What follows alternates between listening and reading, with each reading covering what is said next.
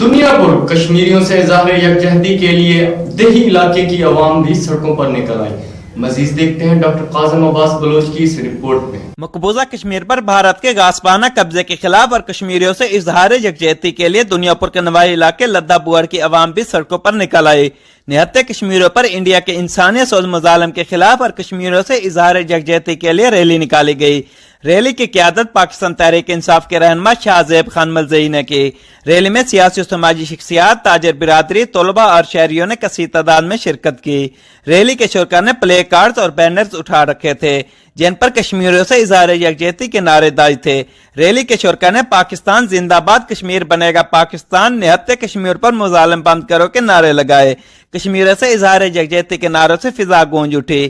Rally کے شرکا نے نہتے کشمیریوں پر انڈین فوج کے بڑھتے ہوئے انسانی سوز مظالم اور قتل عام کی شدید الفاظ میں مذمت کی. کیمرہ ٹیم کے ساتھ ڈاکٹر قاسم عباس بلوچ، راز نیوز، لودھراں.